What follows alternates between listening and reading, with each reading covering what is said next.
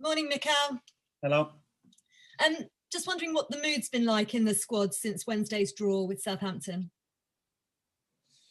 Well, we had the disappointment of not winning the game, but at the same time, I think the players realized that with the difficulty of playing 35 minutes with 10 men, a draw probably was a result that we had to take, and they could see some positives as well on the resilience and the attitude that they showed to hang on that result. So Everton on Saturday, they're coming into this having beaten Chelsea and Leicester in the past week. So they're going to be full of confidence. How tough's this game going to be?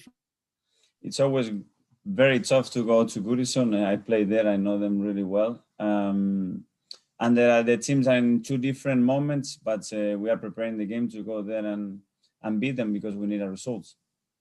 What are your memories of your time at Everton? Magnificent.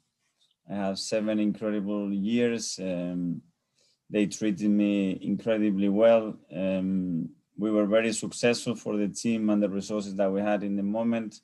And I still have a lot of love, admiration, and friends over there because I'm grateful. They treat me really, really well, and I really enjoyed being part of that family. Just finally, your 1-year anniversary on Sunday as Arsenal manager. How do you reflect on this past year? Well, I think it's been one of the most challenging years of the club's history for many, many different reasons. I think that we have made a lot of progress and we have implemented a lot of positive things that have worked really, really well.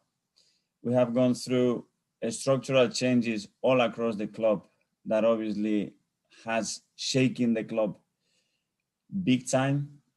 I would say the highlights of that year is the 2 trophies that we have won together. And the most disappointing thing is that we haven't had our fans with us to take us through this difficult moment. And I think it could have been a really, really positive year. But the reason forming the Premier League is taking the gloss of what we've done in a calendar year. But we have to accept that the Premier League form in recent weeks is not been good enough for this football club. Thanks very much, Mikel. Good luck on Saturday. Thank you. Thanks, Faye. Gail from Sky. Mikel, it was your first big kind of job in management. You know, how tough has it been on you? Is the job more difficult than you thought it would be? Well, I know and I realize how difficult a job is in normal conditions. When you get to a club that has to go through what we've been through in a year, and on top of that, you have a pandemic that is affecting the whole industry and the way that you can even leave your profession and do what you are able to do normally, it's even more challenging. But it's what we have. At the same time, I'm telling you that I love what I do. I feel so lucky and privileged to represent this football club. And these are circumstances and contexts that in this moment are what they are. And we have to face them because there is no other choice. You talked about playing 35 minutes again with 10 men. That's 3 red cards in the last 5 games, isn't it? What are you doing to work with your players? Because clearly you're not going to be able to win games, are you, with 10 men? Well, I said the other day, I think we have 7 red cards now since I joined, 2 disciplinary and the rest they've been for different actions. The last one with Gavi is at 22 years old, that is settling in the Premier League, don't forget that. And there were 2 very different actions, but obviously that's in this moment we cannot afford because the Premier League level is too high and the margins for us at the moment are too small to win or lose football matches. And just finally from me, concussion subs, you saw sort of close up, didn't you, a few weeks ago, WE's, you know, how important it could be. Is it a great move for football, given we're still unclear, aren't we, about long-term effects of head injuries? And how important is it to take players out of that adrenaline-fueled arena just for a few minutes to get a really good assessment? I think it's great progress considering that the Premier League is open up that window to explore what we can do. If there is something we can do better, and at least we can test it. There are a lot of question marks on how and when we can do it. but I think it's a really positive thing because there is something happening there. And the fact that now we are all aware of it and we are acting, I think it's a really positive thing to take. Thank you. Thanks. Thanks, Gail. We come next to George from the BBC. Thanks, Mark. Hello, Mikel. Hi, George. I just wondered if Wednesday you hope is that massive turning point you was after, in the sense that you went down to 10 men and your players got it back. Is that what it feels like this week in training? Well, it felt better. Again, we could have won it at the end when Rob hit the post last minute, and we are lacking that luck. But I really like, because a team when it's in this moment kind of completely dropped and give up, and the team never did that. I think it was completely the opposite. And I'm proud to see that reaction from the team. But right now, what we need is to win football matches as well, and that's our reality. You've got quite a tough run of games coming up now, haven't you? Everton, City, and Chelsea. I mean, I guess you've got to prioritise the league. So what does that mean for the cup on Tuesday? Let's see that the players we have available. We are losing players every game as well. Let's see who is available for tomorrow, and then the next day is not much that we can plan with the squad that we have at the moment. So let's go game by game. Can you look ahead to fixtures? Do you have players in mind that you could possibly bring in a week's time, or do you just literally look at the next game? At the moment, we have to look at the next game. There are players that are ending up the last phase of the rehab, like Callum Chambers. Pablo Mari is already played some minutes in the Europa League. Mustafi as well. Gavi Martinez is very close to be available and fit to be part of us as well, which is great news. And we will see what happens. Thank you. Thanks. James from TalkSport. Morning, Mikel. Hi. Mikel, you joined Everton at the age of 22. I just wonder what it's going to be like tomorrow when you step out there in the dugout, in the opposition dugout tomorrow. It's going to feel really strange. It was my first experience in the Premier League as a player. A lot has happened since then, and as I said before, so grateful for the years that I had over there, and now a privilege to be going back to Goodison, representing Arsenal and being the manager. And as I mentioned, you joined the club when you were 22 years old. You spent 6 years there. Just how important was that period, not only for your football development as a footballer, but as a manager and as a thinker about the game? Well, it's a lot of things that I took on board. It was David Moyes for the whole period, and all the coaching staff. It was there that implemented a way of playing that it was new to me, because I was coming from a different education. I had to adapt. I learned a lot of things. It was a challenge. I have to embrace it and adapt to it, and I really enjoyed it, and as well with everybody at the club, because I built that really strong relationships, and of course as well with the fans. You're obviously without a centre-back tomorrow, but you do have plenty at your disposal. Could you give us an idea on which centre-backs you're looking at, who you're thinking could feature tomorrow against Everton? Well, let's see who do we have available tomorrow. Obviously, we've lost Gavi now with the red cards, and we will assess them today and decide who is the best pair to go and try to beat Everton. And just final question from me, Mikel. You've said it's been the most challenging year probably in the club's history for Arsenal. There's been a big shake-up, as you mentioned, behind the scenes. Do you feel like you will be given the time to get things right, despite the fact results aren't where they should be at the moment? Well, I said it from the start that I felt really supported by the owners, by the boards, by the technical director, and then by everybody that is at the club, because at the end of the day, it's the feeling that I feel with the staff, with the coaching, with the players, which are the most important one. What chemistry do you have with them? What understanding do you have? Do they follow you? Do they believe in what you are trying to do? And I always have to say thank you, because I haven't seen anything that goes against what we are trying to do.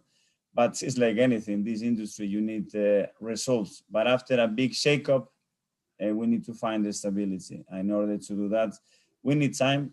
We all knew, at least the people that made the decision with me to start this new project, that this wasn't a quick fix and it was going to take time.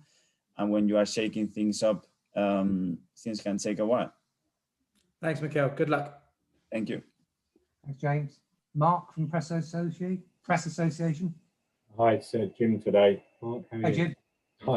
Hi, Mikel. Is there any other team news updates? I know you've got quite a lot of guys suspended, but any other fitness issues for the game? We have a few doubts. Obviously, I cannot tell you who, but we have some few doubts for tomorrow. Yes. With the announcement of the concussion rules, and also that the Premier League have turned down the opportunity for 5 substitutes again, but on the flip side, you have the expanded bench. Can you see both sides of the argument? Why some teams would want 5 subs and some other teams wouldn't? At the moment, no, because I think the most important thing is the welfare of the players, and the best way to protect them and have options to protect them is to have the option to extend the substitutes. So it's like, yeah, we give you a little bit of this so you can have an extra 2 on there, but not the options to change. We are the only ones doing that. For me, it doesn't make a lot of sense, but obviously it's not up to us. We are pushing, we are giving our opinions.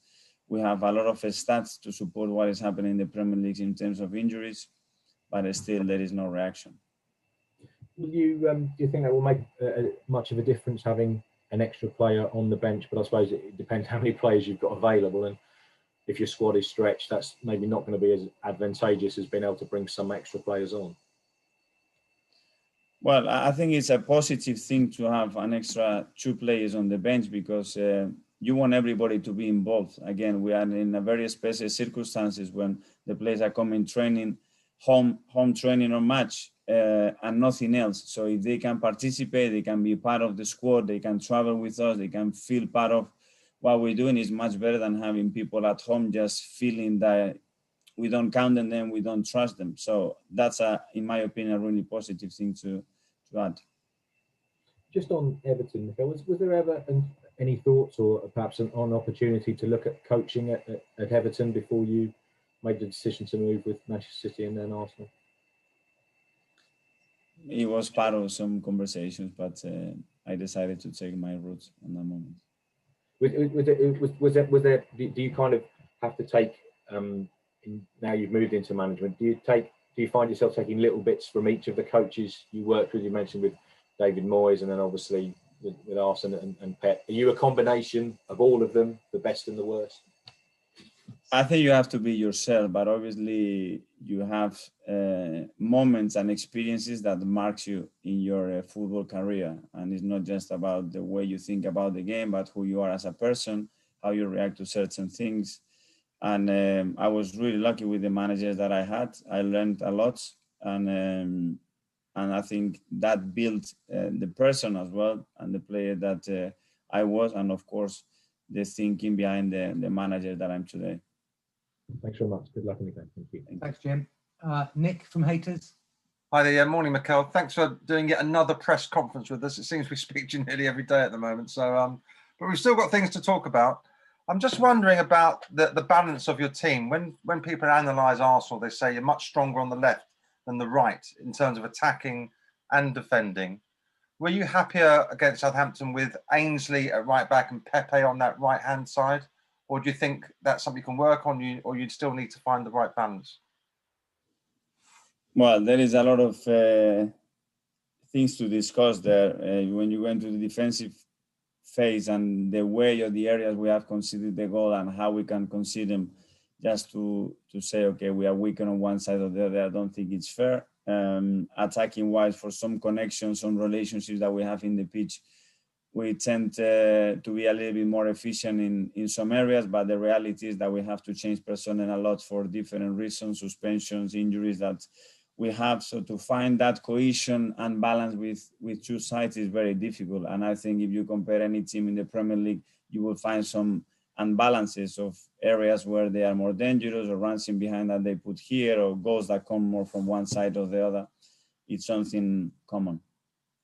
Did Ainsley do enough to keep his place, or does Hector Bellerin come straight back in after his suspension?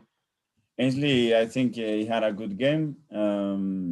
I think he's evolving really good. I think he's made in this year a big progress, and I think it's in a much better place than what it was a year ago, and he needs to keep doing what he's doing. So you wouldn't tell me if he was going to play anyway, would you?